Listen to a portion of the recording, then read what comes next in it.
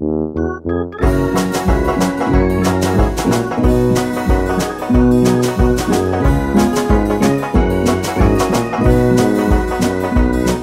are some who are calling for a constitutional convention to limit terms of those in Washington. But our founding fathers tried term limits, found them ineffective, for there was no incentive to be honest or be good. They said that we the people should limit only those who put themselves above the rest, ignoring what for us is best. They said we must elect those who are moral men of faith and limit terms of those who create a moral cesspool waste, and those who spend our money for things we can't afford and thumb their noses when our Constitution is ignored. For it is we the people who have the right to choose the term in office for each one and who will win or lose. So tell them no con for Washington. We cannot trust what they might do.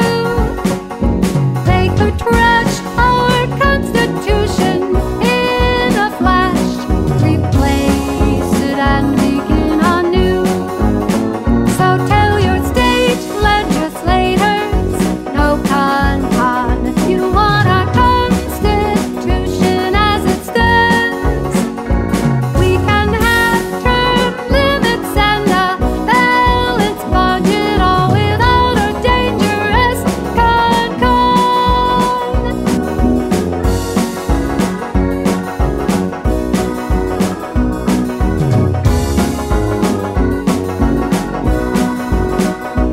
If we want to keep our senators and congressmen on good behavior, they need to know they may not be rehired. If they want to stay in Washington and represent the people, they need to heed our Constitution or they will be fired. For it is we the people who surely must expose the men and women who ignore the document we will restore. We simply must elect those who are moral men of faith and limit terms of those who create a moral cesspool waste, and those who spend their money for things we can't afford and thumb their noses when our Constitution is ignored. For it is we the people who have the right to choose the term in office for each one and who will win or lose. So tell them no con for Washington. We cannot trust what they might do. They could trash our Constitution in a flash, replace it and begin anew. So tell your state legislators, no con. You want our Constitution as it stands. We can have term limits and a balanced budget, all without a dangerous con.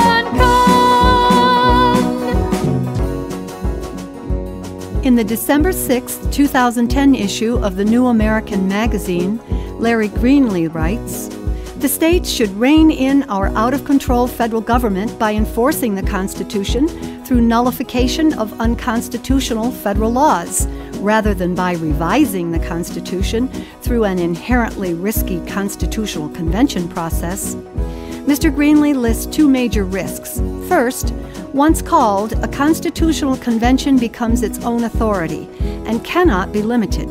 A con may become a runaway convention that drastically alters our form of government or throws out the Constitution altogether and establishes an entirely new system of governance. Second, it is absurd to believe that a majority or even a sizable minority of the individuals likely to be delegates to a con today would compare favorably with our nation's founders or share their commitment to liberty and limited government. The article goes on to quote constitutional authorities such as Judge Robert Bork, who served as Solicitor General, Acting Attorney General, and Judge for the U.S. Court of Appeals for the District of Columbia Circuit. Judge Bork stated, "I do not see how a convention could be limited to one topic once it had been called. It is my view that it could not be limited to a single issue." The article also quotes James Madison, father of our Constitution, who was horrified by the thought of convening a second constitutional convention and warned against it. He stated in part, "I should tremble for the result of a second." And once 34 states apply for a CONCON, Congress must initiate a convention.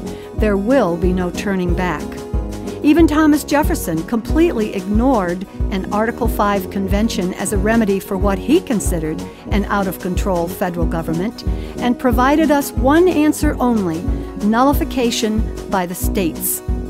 For a complete description of how the nullification process is designed to work, read historian Thomas Wood's new book, Nullification: How to Resist Federal Tyranny in the 21st Century. And be sure to contact your state legislators and tell them no CONCON. So tell them no CONCON for Washington. We cannot trust